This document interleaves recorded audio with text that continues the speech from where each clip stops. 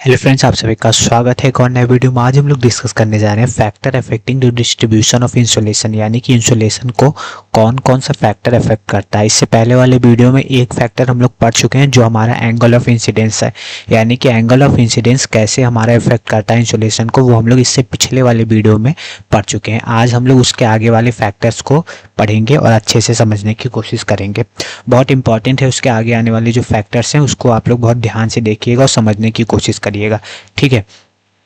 तो जैसे कि आप लोग जानते हैं कि हम लोग बेसिक पॉइंट से चालू किए थे कि जो factor affecting the distribution of insulation को हम लोग दो भागों में डिवाइड किए थे। एक हमारे कुछ प्राइमरी फैक्टर होते हैं, एक हमारे कुछ सेकेंडरी फैक्टर होते हैं। तो हम लोग प्राइमरी फैक्टर को दो भागों में डिवाइड किए थे, एंगल ऑफ इंसिडेंस और दूसरा हमारा ड्यूरेशन ऑफ सनशाइन। तो एंगल ऑफ इंसिडेंस को तो हम लोग पिछले वीडियो में कवर कर चुके थे। आज हम लोग का टर्न है कि ड्यूरेशन ऑफ सनशाइन कैसे इफेक्ट करता है इंसुलेशन को, वो हम लोग पढ़ेंगे, ठीक है। और फिर उसके बाद हम लोग सेकेंडरी फैक्टर पे जब जाएंगे तो उसमें हमें ट्रांसपेरेंसी ऑफ एटमॉस्फेयर कैसे इफेक्ट करता है, टोपोग्राफी कैसे इफेक्ट करता है। एक और पॉइंट है इसमें सन स्पॉट्स, जो मैं इसमें नहीं लिखा हूं क्योंकि एनसीईआरटी में मेंशन नहीं है, तो सन स्पॉट्स भी हम लोग अलग से पढ़ेंगे, ठीक है। अभी हम लोग सेकेंडरी फैक्टर में जब आगे पढ़ेंगे तो केवल ट्रांसपेरेंसी और टोपोग्राफी देखेंगे कि कैसे ये इंसुलेशन को इफेक्ट करता है, ठीक है। तो आज हम लोग का टर्न क्या है पढ़ने का, आज हम लोग पढ़ेंगे ड्यूरेशन ऑफ सनशाइन कैसे इफेक्ट करता है इंसुलेशन को। उसमें हमें पता चलेगा कि डे रहेगा तो ज़्यादा इंसुलेशन पड़ेगा, नाइट रहेगा तो कम पड़ेगा। समर रहेगा तब पर भी दिन बड़े होते हैं तो ज़्यादा इंसुलेशन पड़ेगा जिस पार्ट ऑफ द अर्थ पे समर सीजन चलता रहेगा, ठीक है। फिर समर सोलिस्टाइस और विंटर सोलिस्टाइस कैसे इफेक्ट करता है उसको भी हम लोग समझने की कोशिश करेंगे आज के इस वीडियो में। तो चलिए वीडियो की शुरुआत करते हैं, ठीक है, आगे बढ़ते हैं। तो इंसुलेशन को हम लोग पिछले वीडियो में जान गए थे और पहला फैक्टर को जो इसको इन्फ्लुएंस करता है एंगल ऑफ इंसिडेंस, उसको भी हम लोग समझ चुके थे। एक प्रश्न आप लोग के लिए था उस समय कि क्या यहाँ हम लोग एंगल ऑफ इंसिडेंस से देखे कि जो सन की रेज है इक्वेटर पे डायरेक्टली पड़ रही है परपेंडिकुलर फॉर्म में, यानी कि एंगल ऑफ इंसिडेंस जो है यहाँ एंगल ऑफ इंसिडेंस ऐसे समझ सकते हैं 90 डिग्री, यानी कि डायरेक्ट रेज इक्वेटर पे पड़ रही है। तो क्या वही ये पूछ रहा है, क्या सन पूरे साल भर डायरेक्टली पड़ेगी इक्वेटर पे ही, मतलब डायरेक्ट रेज पड़ेगी, परपेंडिकुलर पड़ेगी? ऐसा कुछ नहीं है। क्यों ऐसा कुछ नहीं, इसको हम लोग समझेंगे मोशन ऑफ द अर्थ से। यानी कि जैसा कि आप लोग जानते हैं कि अर्थ का मोशन, अर्थ जो है मोशन दो तरीके से करती है। एक हमारा रोटेशन करती है जो अपने ही एक्सिस पे करती है, 24 घंटे में एक रोटेशन का साइकिल पूरा करती है वो, जिससे हमारे अर्थ पे डे और नाइट होता है। इसीलिए एक फैक्टर ये भी है कि the rotation of the earth on its axis, rotation of जो अर्थ है अपने ही एक्सिस पे, उसके कारण भी हमारा इन्फ्लुएंस होता है, अफेक्ट होता है क्या, इंसुलेशन। क्योंकि जैसे कि आप लोग जानते हैं कि रोटेशन के कारण ही अर्थ पे हमारा डे और नाइट होता है, और जिस पोर्शन में डे होगा उस पोर्शन में हमारा इंसुलेशन ज़्यादा होगा। क्या होगा, इंसुलेशन उस पोर्शन में ज़्यादा होगा, और जहाँ नाइट होगी वहाँ इंसुलेशन कम होगा, क्योंकि वहाँ तो टेम्परेचर रात का होगा, टेम्परेचर कम होगा। तो इंसुलेशन डे और नाइट से भी इफेक्ट होता है। इसीलिए रोटेशन भी जो अपने एक्सिस पे अर्थ करती है उसके कारण भी क्या होता है, इन्फ्लुएंस पड़ता है किस पे, अफेक्ट पड़ता है किस पे, हमारे इंसुलेशन पे। आशा करता हूँ ये आपको पॉइंट समझ में आया होगा। और दूसरा जो मोशन होता है अर्थ का, वो हमारा रिवोल्यूशन होता है, जो अप्रॉक्स 1 साल लगता है, 366 दिन उसको अर्थ सन के अलोंग अर्थ को रोटेट होने में, जिससे हमारे अर्थ पे सीजन का चेंजिंग होता रहता है। सीजन चेंज का मतलब क्या है, जैसे हमारा summer season, winter season, autumn season, spring season कब होता है, कैसे ये इफेक्ट करता है हमारे इंसुलेशन को, वो हम लोग समझने की कोशिश करते हैं, ठीक है। तो एक फिगर आपके लिए ले आया हूँ जिससे आपको एकदम कंप्लीटली समझ में आएगा। बहुत इंपॉर्टेंट फिगर है, इसको आप लोग स्क्रीनशॉट लेके रख सकते हैं क्योंकि डायरेक्टली क्वेश्चन इसमें PYQ स्पेस से आए हुए हैं, ठीक है। तो एक चीज़ जानते रहिए, हम लोग इसमें समझेंगे कि समर सोलिस्टाइस क्या होता है, सोलिस्टाइस, और विंटर सोलिस्टाइस, इक्विनॉक्स क्या होता है, इसको समझने की कोशिश करेंगे। तो कुछ कंडीशन हम लोग कुछ दिनों का लिए हैं इस 1 साल में, जब अर्थ हमारा सन के अराउंड रिवॉल्व कर रहा था, रिवोल्यूशन कर रहा था। तो हम लोग कुछ कंडीशन पकड़े हैं, उसको हम लोग एक स्पेसिफिक नाम दिया, हम लोग नहीं, मतलब साइंटिस्ट जो भी अध्ययन किया था इसको वो दिया है, वही हम लोग को पढ़ना है आज। तो देखिए, जैसा कि आप लोग जानते हैं कि जो अर्थ है अपने एक्सिस पे 23.5 डिग्री कह सकते हैं टिल्ट है, ठीक है। तो सन की रेज जब डायरेक्टली नॉर्थ हेमिस्फीयर पे, ट्रॉपिक ऑफ कैंसर पे सन की रेज डायरेक्टली पड़ती है, सन की रेज जब डायरेक्टली ट्रॉपिक ऑफ कैंसर पे पड़ती है, जो तब हमारा जो सन है वो अपने शीर्ष बिंदु पे आ जाता है। जीनीथ का मतलब होता है शीर्ष बिंदु, शीर्ष बिंदु मतलब सबसे ऊपर वाले पॉइंट पे जब हमारा शीर्ष बिंदु पे आ जाता है, जब सन की rays directly Tropic of Cancer में पड़ती है, तो वो कौन सा कंडीशन होता है, जब कौन सा दिन होता है जब सन की rays directly Tropic of Cancer में पड़ती है और पूरा नॉर्दर्न हेमिस्फीयर लाइट के प्रकाश से भर जाता है, पूरा नॉर्दर्न हेमिस्फीयर लाइट के प्रकाश से भर जाता है। तो क्या कह सकते हैं कि हमारा नॉर्दर्न हेमिस्फीयर ये है, समर सीजन आ गया है, नॉर्दर्न हेमिस्फीयर में समर सीजन आ गया है, क्योंकि ट्रॉपिक ऑफ कैंसर पे डायरेक्टली सन की रेज पड़ती है। तो वो 21 जून का कंडीशन होता है, उसको हम लोग समर सोलिस्टाइस कहते हैं। अगर आपसे कोई पूछे कि समर सोलिस्टाइस का कंडीशन क्या होता है, तो वो पहले आप लोग को डेट याद करना होगा कि वो 21 जून को हमारा समर सोलिस्टाइस होता है। और उसका कंडीशन क्या होता है कि जब सन की रेज ट्रॉपिक ऑफ कैंसर पे डायरेक्टली पड़ती है तो नॉर्दर्न हेमिस्फीयर पूरा लाइट से भर जाता है, और नॉर्दर्न हेमिस्फीयर में उस समय 21 जून से हमारा समर सीजन चालू होता है ना। समर सीजन में क्या होता है कि डे लॉन्ग होता है, डे बड़ा होता है और नाइट छोटा है। तो डे बड़ा होता है यानी कि ज़्यादा इंसुलेशन पड़ेगा, तो हमारा नॉर्दर्न हेमिस्फीयर 21 जून से ज़्यादा लाइट से प्रकाशित होगा। किसके कंपेरिजन में? सदर्न हेमिस्फीयर के कंपेरिजन में।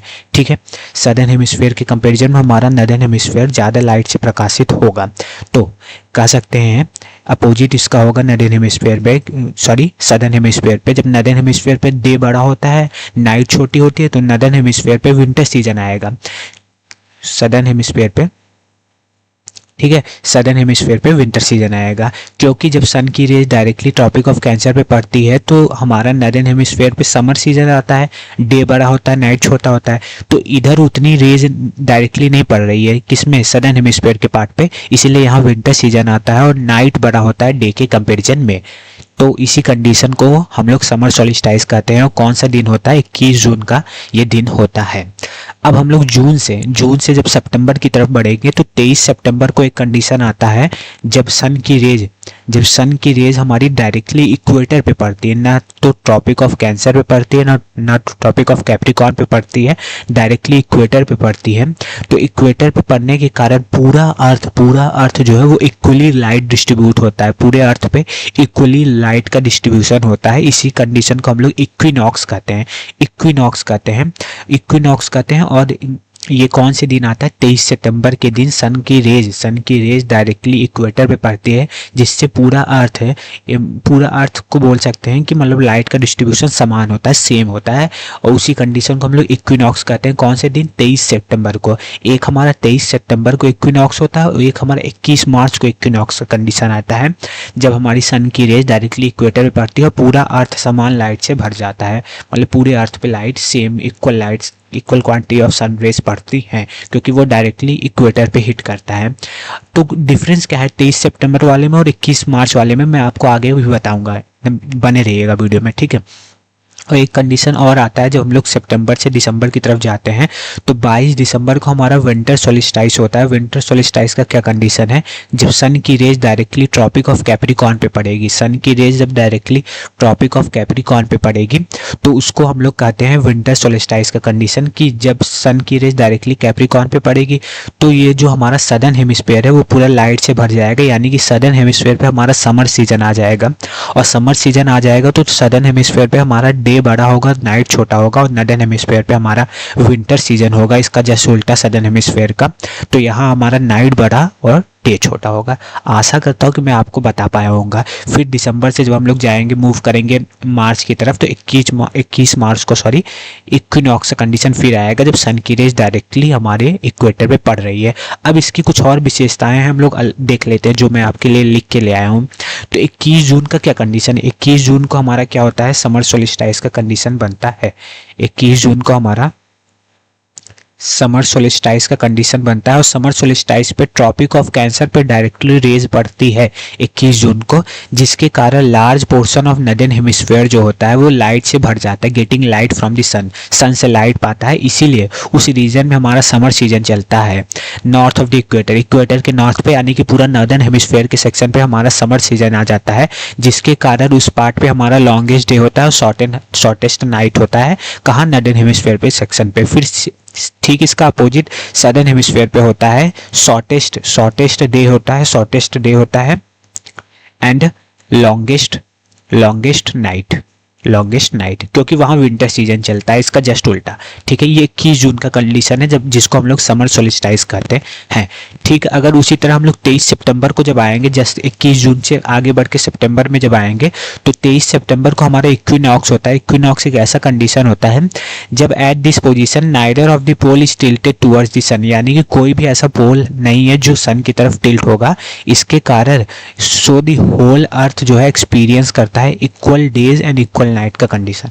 ठीक है, इक्वल डे और इक्वल नाइट का कंडीशन पूरा अर्थ हमारा एक्सपीरियंस करता है। ठीक है, इसमें क्या होता है कि ऑटम सीजन आ जाता है हमारा नॉर्दर्न हेमिस्फीयर पे। नॉर्दर्न हेमिस्फीयर पे हमारा ऑटम सीजन आता है। कौन सा सीजन है ऑटम सीजन का, क्या मतलब है, जो सीजन हमारा समर के बाद आता है और विंटर के बिगिनिंग में। आप लोग देखिए, हम लोग नॉर्दर्न हेमिस्फीयर की बात करें तो इससे जस्ट पहले कौन सा कंडीशन था, 21 जून का कंडीशन था जब हम लोग समर सोलिस्टाइज के बारे में पढ़े थे। और समर सोलिस्टाइज में नॉर्दर्न हेमिस्फीयर पे हमारा समर था, समर का सीजन था। तो सीजन आफ्टर समर, यानी कि जब हम लोग सितंबर में आए तो इक्विनॉक्स कंडीशन में हमारा नॉर्दर्न हेमिस्फीयर पे ऑटम सीजन आया, जो हमारा समर के बाद आता है। ठीक, समर के बाद हम लोग को समझ में आया, और इस समर के बाद आएगा ऑटम, तो यानी कि विंटर शुरू होने वाला है। तो विंटर सीजन अभी आगे शुरू होगा। ठीक है, ठीक इसी तरह अगर हम लोग स्प्रिंग सीजन की बात करेंगे, स्प्रिंग सीजन की, तो स्प्रिंग सीजन में क्या होता है, स्प्रिंग सीजन हमारा सदर्न हेमिस्फीयर में होता है कि सीजन आफ्टर विंटर। तो हम लोग देखे थे कि जब 21 जून का कंडीशन बना था तो सदर्न हेमिस्फीयर पे हमारा विंटर था, तो विंटर के बाद हमारा स्प्रिंग सीजन आया सदर्न हेमिस्फीयर पे जब हमारा इक्विनॉक्स का कंडीशन बना।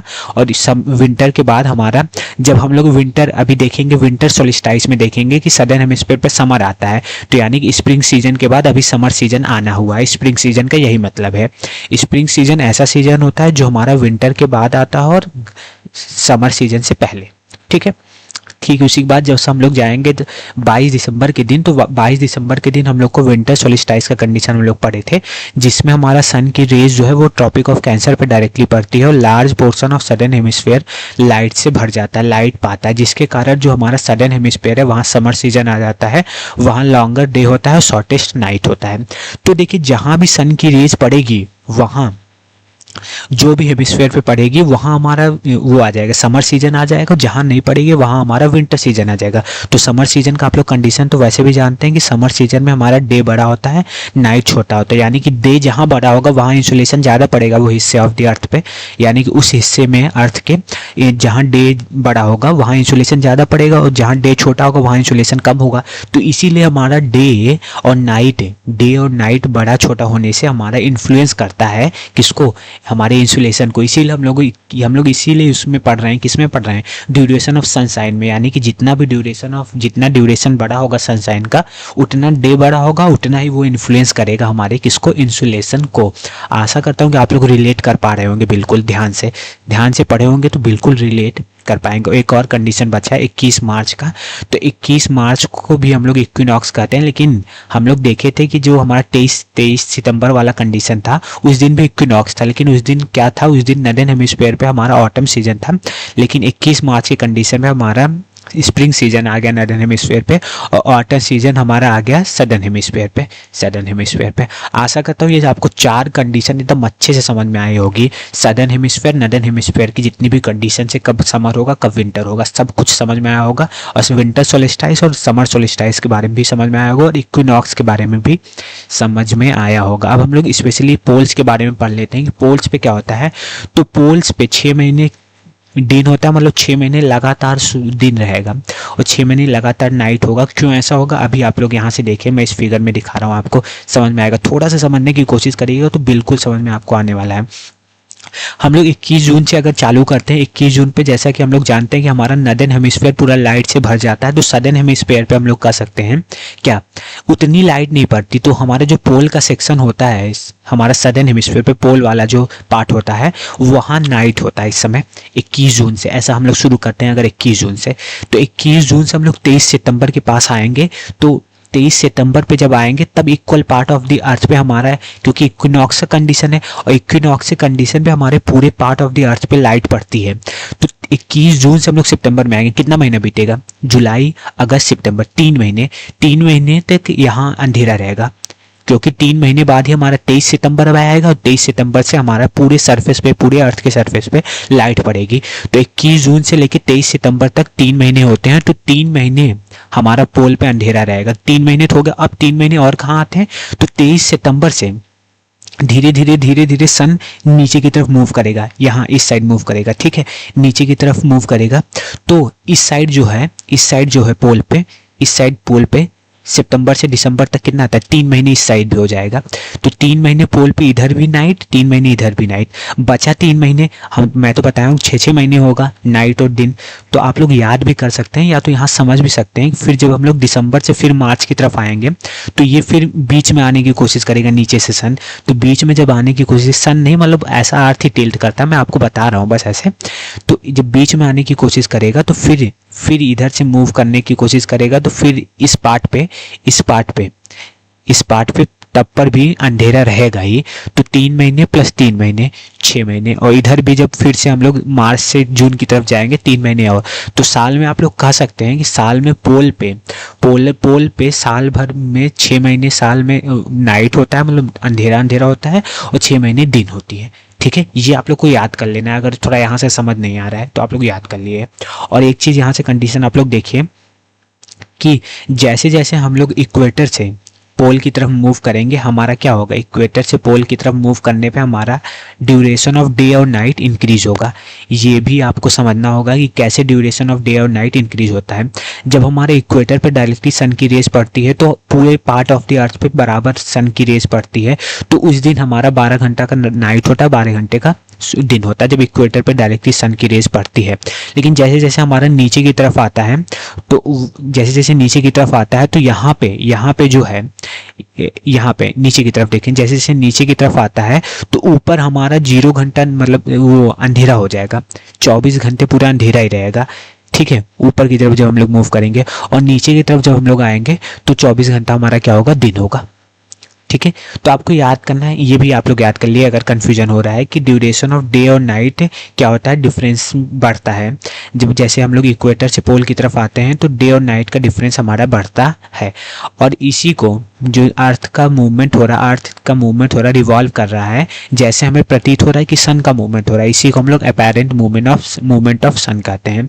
और ये पोर्शन पे हम लोग देखे हैं कि इक्वेटर के मतलब इस ट्रॉपिक रीजन में, ट्रॉपिक इसको बोलते हैं, ट्रॉपिक सन का रीजन बोलते हैं, जहां हमारी सन की रेस डायरेक्टली पड़ रही है। क्योंकि इक्वेटर पे एक बार पड़ रही है, एक बार हमारा ट्रॉपिक ऑफ कैंसर पे पड़ रही है और एक हमारा ट्रॉपिक ऑफ कैप्रिकॉर्न पे पड़ रही है।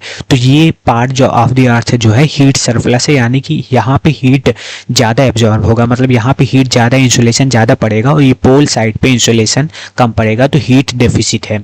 तो इसी से हमें पता चलता है कैसे हमारा विंटर सोलिस्टाइज, समर सोलिस्टाइज, इक्विनॉक्स कैसे हमें बताता है कि कैसे different part of the earth पे इंसुलेशन डिफरेंट इफेक्ट पहुंचाता है। तो मतलब हमारा ड्यूरेशन ऑफ सन साइन से ये पता चलता है कि कैसे different part of the earth पे इंसुलेशन डिफरेंट क्वांटिटी में पड़ता है, यानी कि अफेक्ट पहुंचाता है।